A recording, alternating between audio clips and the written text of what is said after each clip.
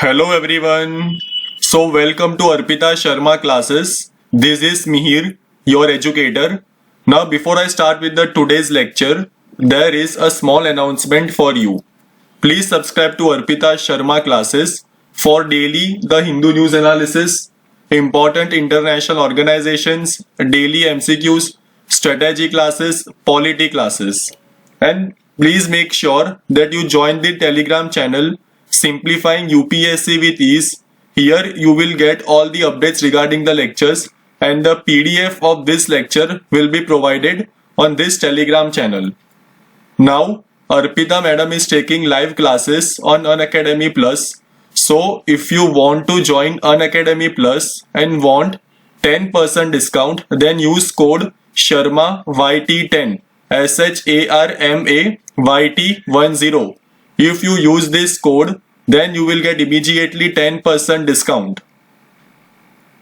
Now let us start with our today's topic. So आज हम लोग पढ़ने वाले हैं ब्रह्मोस मिसाइल के बारे में. देखो ये जो ब्रह्मोस मिसाइल होती है ना, वो एक सुपरसोनिक मिसाइल है. अब ये सुपरसोनिक का क्या मतलब होता है?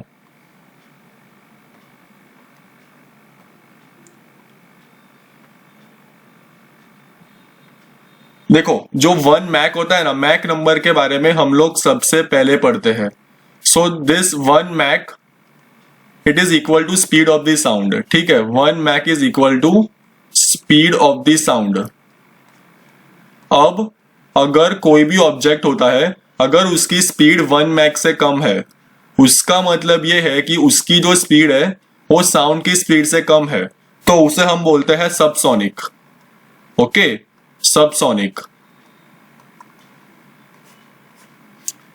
Okay, 1 Mach is equal to speed of the sound. अगर कोई भी ऑब्जेक्ट अगर 1 मैक की स्पीड 1 मैक की नीचे की स्पीड से फ्लाई कर रहा है, okay, if it is flying less than 1 Mach, it means it is flying at a speed which is less than the speed of the sound, तो उसे हम लोग बोलते हैं सबसोनिक लेवल. ठीक है, सबसोनिक स्पीड बोलते हैं. लेकिन अगर कोई ऑब्जेक्ट है, अगर वो स्पीड ऑफ द साउंड से जो साउंड होता है उसकी स्पीड से ज्यादा फ्लाई करता है, okay, if the object which is flying has a speed greater than the speed of the sound, उसका मतलब अगर उसका मैक नंबर 2 है, अगर उसकी जो स्पीड है वो 3 मैक है, तो उसे हम बोलते हैं सुपरसोनिक, उसे बोलते हैं सुपरसोनिक स्पीड. ठीक है ना. So I hope you understood the concept of subsonic and supersonic speed, right. Once again I am repeating, 1 Mach को बोलते हैं स्पीड ऑफ द साउंड. अगर कोई भी ऑब्जेक्ट होता है उसकी जो स्पीड है अगर वो साउंड से कम है तो उसे बोलते हैं सबसोनिक. और अगर कोई भी जो ऑब्जेक्ट है उसकी जो स्पीड है या फिर 2 मैक है या फिर 3 मैक है तो उसे बोलते हैं सुपरसोनिक. लेकिन अगर कोई ऑब्जेक्ट है उसकी जो स्पीड है अगर वो 5 मैक से ज्यादा है तो उसे बोलते हैं हम हाइपरसोनिक स्पीड. ओके, उसे बोलते हैं हाइपरसोनिक स्पीड. तो ये जो ब्रह्मोस, हमारा जो ब्रह्मोस मिसाइल है वो एक सुपरसोनिक क्रूज मिसाइल है. देखो अभी यहाँ पे ये जो क्रूज मिसाइल जो वर्ड है ना, सो ब्रह्मोस जो है वो एक क्रूज मिसाइल है. तो अभी हम लोग डिफरेंस समझते हैं कि क्रूज मिसाइल और बैलिस्टिक मिसाइल में क्या डिफरेंस होता है.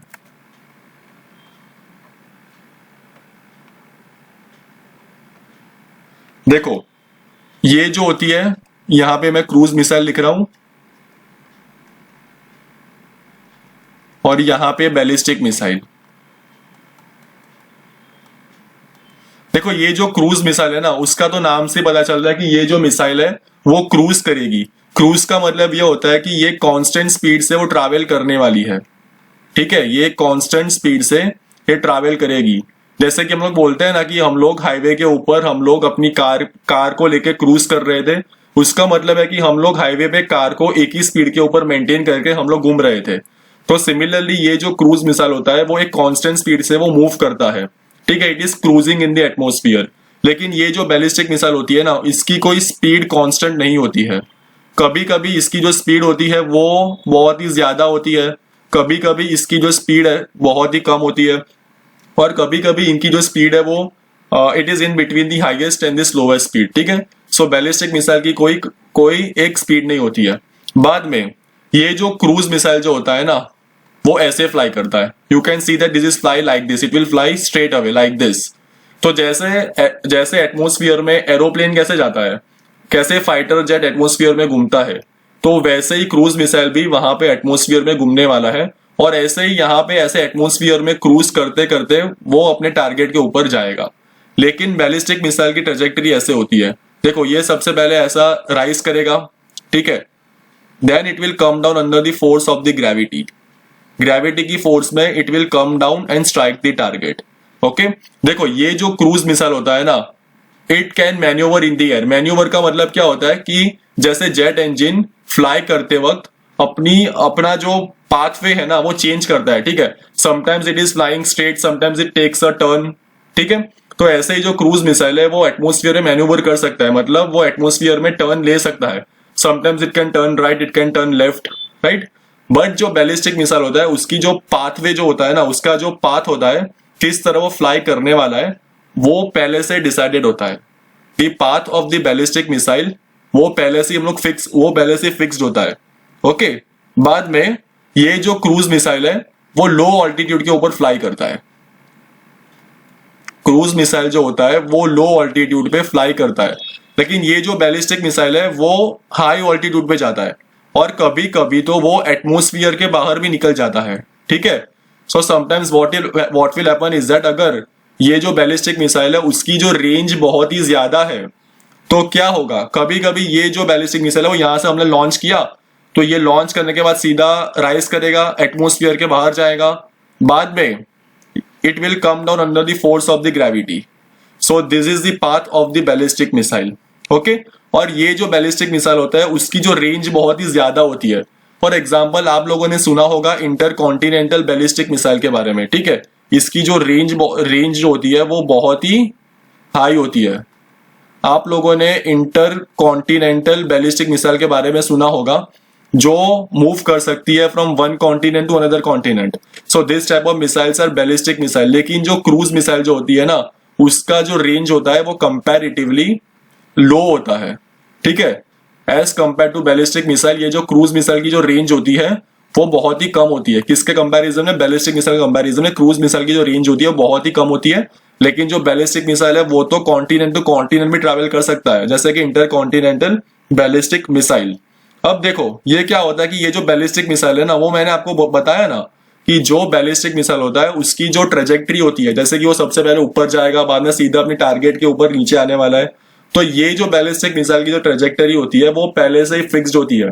तो हम लोग अगर कोई ये जो मिसाइल है उसकी ट्रेजेक्टरी अगर पहले से फिक्स है तो हम लोग उसे इजीली इंटरसेप्ट कर सकते हैं।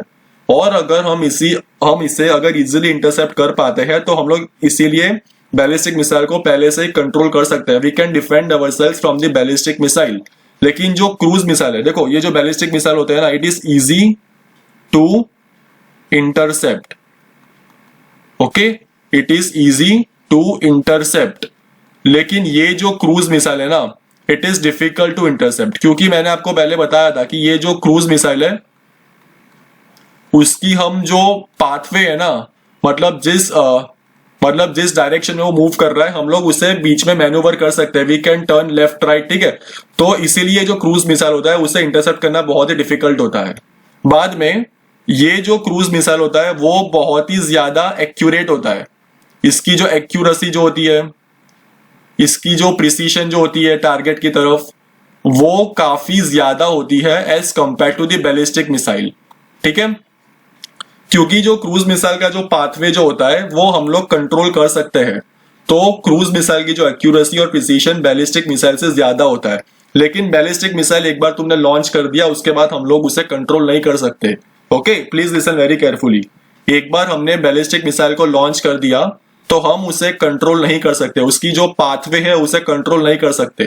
तो बैलिस्टिक मिसाइल की जो एक्यूरेसी और प्रिसीशन है वो कंपैरेटिवली क्रूज मिसाइल से कम है। लेकिन जो क्रूज मिसाइल है उसको हम लोग कंट्रोल कर सकते हैं, तो उसका पाथवे हम कंट्रोल कर सकते हैं थ्रू आउट द फ्लाइट, तो उसकी एक्यूरेसी और प्रिसीशन बहुत ही ज्यादा है। ओके, तो देखो ये जो ब्रह्मोस है वो सबसे पहले सुपरसोनिक क्रूज मिसाइल है। अब ये जो ब्रह्मोस है it is a joint venture. किसके बीच में जॉइंट वेंचर है? डीआरडीओ मतलब defence research and development organisations, और ये जो रशिया की ये जो ऑर्गेनाइजेशन है एनपीओएम, इन दोनों के बीच में जॉइंट वेंचर है। अब ये जो ब्रह्मोस है it is named on the reverse Brahmaputra and Moskva. तो दो रिवर्स है, ये जो ब्रह्मपुत्रा रिवर है और ये जो रशिया में जो रिवर फ्लो करती है, उनके नेम के ऊपर से ये ब्रह्मोस मिसाइल नाम आया है। बाद में ये जो ब्रह्मोस मिसाइल है वो 2 स्टेज है, ठीक है। तो सबसे पहला जो स्टेज है वो सॉलिड प्रोपेलेंट होगा। अब ये प्रोपेलेंट, सॉलिड प्रोपेलेंट, रैमजेट, वो मैंने अपनी प्रीवियस वीडियो में बताया था। तो अगर आपको ये कंसेप्ट समझना हो तो वो भी आप एक बार प्रीवियस वीडियो में देख लेना। तो जो फर्स्ट स्टेज जो होता है ब्रह्मोस का, वो होता है सॉलिड प्रोपेलेंट, और जो सेकेंड स्टेज होता है वो लिक्विड रैमजेट होता है। देखो, जब सबसे पहली बार ब्रह्मोस मिसाइल डिजाइन की गई थी तो उसकी जो रेंज थी ना वो फिक्स थी 300 किलोमीटर पे, क्योंकि वो टाइम के ऊपर क्या था कि इंडिया MTCR मतलब मिसाइल टेक्नोलॉजी कंट्रोल रिजाइम का पार्ट नहीं था। तो सपोज फॉर एग्जांपल अभी क्या था कि ये जो ब्रह्मोस जो मिसाइल है वो इंडिया और रशिया दोनों ने साथ मिलकर मैन्युफैक्चर की है। तो जो रशिया जो था वो MTCR का मेंबर है, लेकिन वो टाइम के ऊपर इंडिया MTCR का मेंबर नहीं था। सिंस इंडिया MTCR का मेंबर नहीं था तो रशिया इंडिया को ऐसी मिसाइल बनाने में हेल्प नहीं कर सकता जिसकी जो रेंज है वो 300 किलोमीटर से ज्यादा हो, ठीक है। लेकिन अब क्या हो चुका है कि इंडिया जो है वो मिसाइल टेक्नोलॉजी कंट्रोल रिजाइम, ठीक है, MTCR का पार्ट बन चुका है। तो अभी जो रशिया है वो टेक्नोलॉजी ट्रांसफर करके इंडिया और रशिया दोनों साथ में इंडिया अभी 300 किलोमीटर से ज्यादा की रेंज की मिसाइल बना सकता है। देखो, एक बार मैं वापस रिपीट कर रहा हूं, जब भी ये ब्रह्मोस मिसाइल बनाने का जब डिसाइड किया था, at that point of time जो इंडिया था वो MTCR का पार्ट नहीं था। तो रशिया टेक्नोलॉजी ट्रांसफर करके इंडिया को ऐसी कोई मिसाइल नहीं बना के दे सकता जिसके अंदर वो मिसाइल की रेंज 300 किलोमीटर से ज्यादा हो। लेकिन अब इंडिया MTCR का पार्ट बेसिकली बन चुका है। So now India and Russia, अब रशिया टेक्नोलॉजी ट्रांसफर करके अब इंडिया खुद 300 किलोमीटर से ज्यादा रेंज वाली मिसाइल अब हम बना सकते हैं। Okay, however India's entry into the missile technology control regime has extended the range of the BrahMos missile to reach 450 to 600 kilometre, ठीक है ना। अब देखो, ये जो ब्रह्मोस जो है ना, it is the heaviest weapon. ये हेवीएस्ट वेपन जो है कहां पे डिप्लॉय हुआ है? सुकोई 30 MKI फाइटर जेट। तो ये हमारे इंडियन एयरफोर्स का सबसे पावरफुल जेट है, सुकोई 30 MKI। उसके ऊपर डिप्लॉय किए जाने वाला सबसे हेवीएस्ट वेपन है और इसका जो वेट है वो है 2.5 टन्स। अब ये जो ब्रह्मोस है वो मल्टी प्लेटफॉर्म मिसाइल है। मल्टी प्लेटफॉर्म मिसाइल का क्या मतलब होता है कि उसे हम लॉन्च कर सकते हैं, लैंड से भी लॉन्च कर सकते हैं, एयर से भी लॉन्च कर सकते हैं, सी से भी लॉन्च कर सकते हैं, ठीक है। और वो एक मल्टी कैपेबिलिटी मिसाइल है, ठीक है। It is a multi capability missile और इसकी जो एक्यूरेसी होती है बहुत ही शार्प होती है। मैंने आपको बताया था क्रूज मिसाइल की एक्यूरेसी बहुत ही शार्प होती है और ये डे नाइट में भी काम कर सकता है, डे में भी काम कर सकता है, नाइट में भी काम कर सकता है, irrespective of the weather conditions. So you can see that ये जो मिसाइल है वो बहुत ही पावरफुल मिसाइल है। अब ये जो है वो फायर एंड फॉरगेट के प्रिंसिपल पे काम करती है, ठीक है। ब्रह्मोस मिसाइल जो है वो फायर एंड फॉरगेट के प्रिंसिपल पे काम करती है। मतलब अगर एक बार तुमने ब्रह्मोस मिसाइल को लॉन्च कर दिया तो उसके बाद उसे अपनी टारगेट को हिट करने के लिए फर्दर गाइडेंस नहीं चाहिए। मतलब अगर ब्रह्मोस मिसाइल का टारगेट पहले से सेट कर दिया है कि हमें इस टारगेट पे अटैक करवाना है तो वो वहीं पे जाके गिरेगी, ठीक है। उसे फर्दर गाइडेंस नहीं चाहिए। So it operates on the fire and forget principle, that is it does not require further guidance after the launch. Launch करने के बाद उसे फर्दर गाइडेंस की कोई रिक्वायरमेंट नहीं होती है, तो इसे हम बोलते हैं फायर एंड फॉरगेट प्रिंसिपल। देखो, ये जो ब्रह्मोस मिसाइल जो है ना वो सबसे फास्टेस्ट क्रूज मिसाइल है, ठीक है। और उसकी जो स्पीड है it is around 2.8 mach which is 3 times more than the speed of the sound. अब देखो, ये जो है वो है एक्सरसाइज इंद्रधनुष, ठीक है। This is about the exercise Indradhanush. तो ये जो एक्सरसाइज इंद्रधनुष है वो सबसे पहले तो ये इंडिया और यूके की जॉइंट एयरफोर्स एक्सरसाइज है, ठीक है। तो यहाँ पे एयरफोर्स, ठीक है, एयरफोर्स की एक्सरसाइज है। इंडियन, ये नेवी और आर्मी की एक्सरसाइज नहीं है, ये इंडिया और यूके की जॉइंट एयरफोर्स एक्सरसाइज है, ठीक है। और अभी अभी रिसेंटली इसका 5th एडिशन हुआ है। कब हुआ था? 24 फरवरी 2020। और ये कहां पे हुआ था? जो हिंडन के अंदर हिंडन के अंदर हमारा जो एयरफोर्स का जो स्टेशन है वहां पे ये हुई थी। सो ये जो इंद्रधनुष है वो इंडिया और यूके की जॉइंट एयरफोर्स एक्सरसाइज है और रिसेंटली अभी इसका 5th एडिशन हुआ था। और अभी ये जो एक्सरसाइज हुई थी उसका जो थीम था base defence and force protection. So ये थीम याद रख लेना आप लोग, base defence and force protection. देखो ये थीम का अभी जो सिग्निफिकेंस बहुत ही ज्यादा बढ़ रहा है क्योंकि अभी मिलिट्री एस्टेब्लिशमेंट्स को टेरर एलिमेंट से ज्यादा थ्रेट है। ठीक है, right now terrorist are striking the military establishments, so military establishments are at a greater risk from the terror elements. So that is why at this point of time ये जो exercise है ना वो उसका significance बहुत ज्यादा है। ठीक है, this theme is of significance considering the recent threats to military establishments from terror elements. बाद में ये जो एक्सरसाइज इंद्रधनुष है it provides a platform for the air forces of both the countries to share and jointly validate strategies. देखो क्या होता है, अलग अलग कंट्रीज की अलग अलग स्ट्रेटेजीज होती है। ओके, सो अगर कोई दो कंट्रीज साथ में आके एक्सरसाइज करती है तो वो दोनों अपनी स्ट्रेटेजीज को शेयर कर सकते हैं। ठीक है ना, क्योंकि अलग अलग कंट्रीज की स्ट्रेटेजी अलग अलग होती है। So if two countries are coming together so they can share the strategy. So इससे फायदा क्या होता है कि फ्यूचर में अगर सपोज हमें यूके की एयरफोर्स के साथ अगर हमें एक जॉइंट ऑपरेशन करना हो तो इससे बहुत ही ज्यादा काम आसान हो जाएगा क्योंकि यूके एयरफोर्स को इंडियन एयरफोर्स की स्ट्रेटेजी पता होगी, इंडियन एयरफोर्स को यूके के एयरफोर्स की स्ट्रेटेजी पता होगी। ओके, बाद में इंडिया और यूके के बीच में और कौन सी एक्सरसाइजेस है, तो ये जो कोंकण जो एक्सरसाइज है it is between the Indian navy and the UK navy and this exercise that is Ajay warrior is between the Indian army and the UK army. अब ये क्या है, innovation for defence excellence initiative. देखो ये जो initiative है ना वो गवर्नमेंट ने लिया है, किसके लिए लिया हुआ है, अपनी ये जो डिफेंस इंडस्ट्री है उसकी मॉडर्नाइजेशन के लिए गवर्नमेंट ने ये इनिशिएटिव लॉन्च किया हुआ है। क्या नाम है इसका, innovation for defence excellence initiative. ये गवर्नमेंट ने कब लॉन्च किया था, 2000 अप्रैल के अंदर ये गवर्नमेंट ने लॉन्च किया था। क्यों लॉन्च किया था, डिफेंस इंडस्ट्री को मॉडर्नाइज करने के लिए।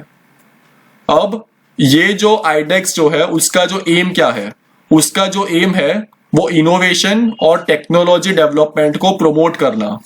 ठीक है ना, आईडेक्स का जो एम है डिफेंस और एरोस्पेस के अंदर इनोवेशन और टेक्नोलॉजी को प्रमोट करना, नई नई इनोवेशन को डिस्कवर करना, नई नई इनोवेशन को फंड करना, ठीक है, उसको प्रमोट करना, introduction of new technology in the defence. तो ये सब जो काम है वो आईडेक्स का काम है।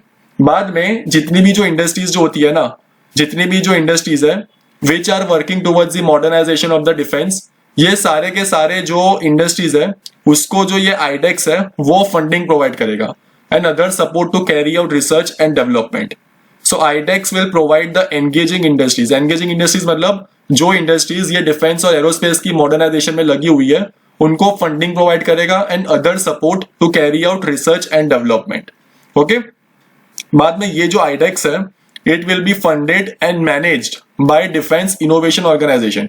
तो IDEX का जो काम है it is to promote innovation and technology development. कहां पे करेगा ये इनोवेशन और टेक्नोलॉजी का डेवलपमेंट, डिफेंस और एरोस्पेस के अंदर।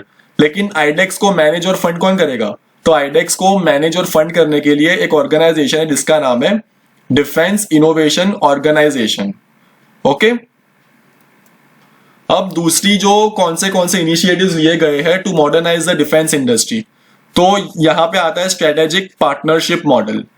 It identifies a few Indian private companies, ठीक है, who would initially tie up with global original equipment manufacturers to seek technology transfer to set up domestic manufacturing infrastructure and supply chains। देखो इसको मैं simplify करके बताता हूं।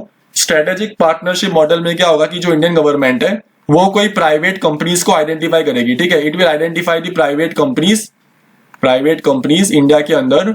अब ये जो प्राइवेट कंपनीज है वो कोई फॉरेन कंपनी को कांटेक्ट करेगी। अब ये जो फॉरेन कंपनी है they would be the original equipment manufacturers. ठीक है, तो ये जो फॉरेन कंपनी है वो इक्विपमेंट मैन्युफैक्चरर होगी। ठीक है, मतलब डिफेंस इक्विपमेंट मैन्युफैक्चरर होगी। तो ये जो प्राइवेट कंपनीज है ये फॉरेन कंपनी को कांटेक्ट करेगी और ये जो फॉरेन कंपनी है वो टेक्नोलॉजी ट्रांसफर करेगी। टेक्नोलॉजी ट्रांसफर मतलब वो प्राइवेट इंडियन की जो प्राइवेट कंपनीज है उसको टेक्नोलॉजी ट्रांसफर करके बताएगी कैसे हमें ये एडवांस वेपन्स मैन्युफैक्चर करने हैं।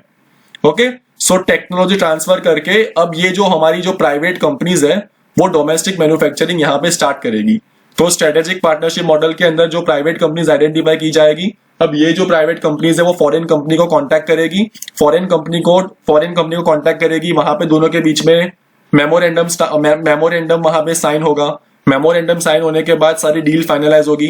बाद में क्या होगा, फॉरेन कंपनी टेक्नोलॉजी ट्रांसफर करेगी। टेक्नोलॉजी ट्रांसफर का मतलब क्या होता है कि एडवांस टेक्नोलॉजी जिसकी वजह से हम पर्टिकुलर वेपन बना सके। तो ये जो एडवांस टेक्नोलॉजी ट्रांसफर करने के बाद ये जो प्राइवेट कंपनीज है वो इंडिया के अंदर डोमेस्टिक मैन्युफैक्चरिंग स्टार्ट करेगी। ठीक है, so this was about strategic partnership model. अब आर्टिफिशियल इंटेलिजेंस डिफेंस के अंदर कैसे आर्टिफिशियल इंटेलिजेंस को हम लोग डिफेंस में इनकॉर्पोरेट कर सकते हैं। तो देखो 2018 के अंदर एक टास्क फोर्स बनाई गई थी जिसका नाम है N Chandrasekaran task force. It was to study implications of artificial intelligence in national security. National security में आर्टिफिशियल इंटेलिजेंस की क्या क्या इंप्लीकेशन हो सकती है, तो उसके लिए बनाई गई थी एन चंद्रशेखर टास्क फोर्स। बाद में defence artificial intelligence project agency DAIPA was created in March 2019। ठीक है, तो ये नाम याद रखना, defence artificial intelligence project agency. अब इसका काम क्या होगा, it will aim for a greater thrust on artificial intelligence in defence. देखो इसका सिंपल से आपको बताओ कि डिफेंस के अंदर, ठीक है, डिफेंस के अंदर आर्टिफिशियल इंटेलिजेंस को प्रमोट करना ये इस ऑर्गेनाइजेशन का काम है। क्या नाम है इसका, defence artificial intelligence project agency. उसका मेन एम ही है कि डिफेंस के अंदर आर्टिफिशियल इंटेलिजेंस को प्रमोट करना। ओके, अब देखो ये डिफेंस इनोवेशन ऑर्गेनाइजेशन के बारे में मैंने आपको पहले बताया था कि this defence innovation organisation is going to fund and manage IDEX initiative. ठीक है, आईडेक्स इनिशिएटिव को ये जो डिफेंस इनोवेशन ऑर्गेनाइजेशन है वो फंड और मैनेज करने वाली है। तो ये DIO क्या है, तो जो कंपनीज एक्ट ऑफ 2018 है उसका एक सेक्शन 8 है। तो कंपनीज एक्ट ऑफ 2013 के सेक्शन 8 के अंदर ये जो ऑर्गेनाइजेशन है वो रजिस्टर्ड है और ये नॉट फॉर प्रॉफिट कंपनी है। सो DIO is a not for profit company registered under section 8 of the companies act of 2013। अब DIO को बनाने वाला कौन था, वो था Hindustan aeronautics limited and Bharat electronics limited. Okay, कौन से फाउंडिंग मेंबर्स थे, Hindustan aeronautics limited and Bharat electronics limited. अब हम लोग पढ़ेंगे नवाम्स के बारे में, NAVARMS नवाम्स के बारे में। ठीक है, तो ये सबसे पहले क्या है, तो देखो ये सबसे पहली बात तो ये इंटरनेशनल सेमिनार और एग्जीबिशन है। ठीक है, it is seminar plus exhibition. किसके ऊपर एग्जीबिशन है, नेवल वेपन सिस्टम के अंदर। देखो इंडियन नेवी के अंदर जो वेपन्स यूज होते हैं उसे बोलते हैं नेवल वेपन सिस्टम्स। अब ये जो नेवल वेपन सिस्टम के ऊपर एक सेमिनार और एग्जीबिशन ऑर्गेनाइज किया गया था जिसे हम बोलते हैं NAVAMS. Okay, so NAVAMS is the only international seminar and exhibition on naval weapon systems conducted in the country to invite all the stakeholders in life cycle management of naval weapons and provide a common platform to share their views and concerns। तो यहाँ पे क्या होगा कि जितने भी जो stake holders है, जितने भी जो मैन्युफैक्चरर्स है, जितने भी स्टेक होल्डर्स है जो नेवल वेपन सिस्टम्स में इन्वॉल्व होते हैं वो इस सेमिनार के अंदर आएंगे, एग्जीबिशन के अंदर आएंगे और वो लोग अपना जो व्यूज और कंसर्न्स वहां पे एग्जिबिट करेंगे। और this event provides an opportunity for exchange of ideas. So यहाँ पे जब डिफरेंट स्टेक होल्डर्स यहाँ पे आके मिलने वाले हैं तो वो लोग अलग अलग आइडियाज को एक्सचेंज करेंगे, कैसे हम नेवल वेपन्स को हम लोग डेवलप कर पाए। Okay, so there would be exchange of ideas, create awareness and identify emerging prospects for Indian international defence industry in domain of naval weapon systems. Okay, तो सिंपल सा याद रखना कि ये जो सेमिनार है वो एक सेमिनार एग्जीबिशन है, किसके लिए है, नेवल वेपन सिस्टम्स के लिए। नेवल वेपन सिस्टम्स मतलब नेवी के अंदर जो हम वेपन्स यूज करते हैं उसे बोलते हैं नेवल वेपन्स। ओके, और यहाँ पे जितने भी स्टेक होल्डर्स आने वाले वो लोग यहाँ पे अपना आइडियाज एक्सचेंज करेंगे, अवेयरनेस को क्रिएट करेंगे। ओके, और देखो और ये जो सेमिनार है ना इसका अभी 4th एडिशन था। ठीक है, December it was in the month of December. मेरे को एग्जैक्ट डेट्स याद नहीं है, but it was around 12 to, it was between 12 to 13 December 2019 में. ठीक है, और ये इसका बेसिकली 4th एडिशन था. ये 4th एडिशन था. और इसका जो फर्स्ट एडिशन है वो सबसे पहले हुआ था 2007 में. 2007 के अंदर ये जो नवाम्स का फर्स्ट एडिशन हुआ था. सेकंड एडिशन हुआ था 2010 के अंदर. थर्ड एडिशन हुआ था 2013 के अंदर. और अभी जो हुआ है वो है 4th एडिशन हुआ था. कब हुआ था? दिसंबर 2019 के अंदर इसका 4th एडिशन हुआ था. ओके, तो इसका सिग्निफिकेंस क्या है?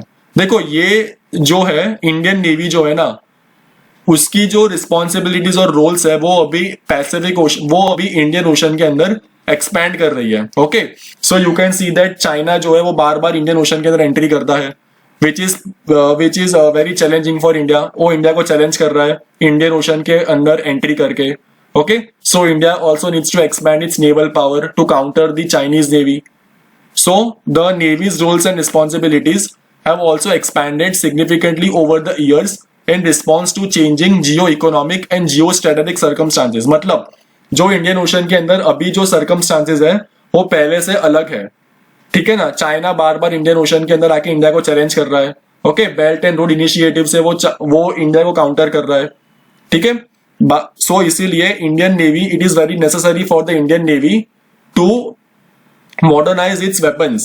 ठीक है, तो नए नए वेपन्स को हमें इंस्टॉल करना ही पड़ेगा to counter the Chinese navy. So we have discussed why this exhibition and seminar was necessary for the Indian naval weapon system, and here I am ending the lecture. Thank you very very much for listening.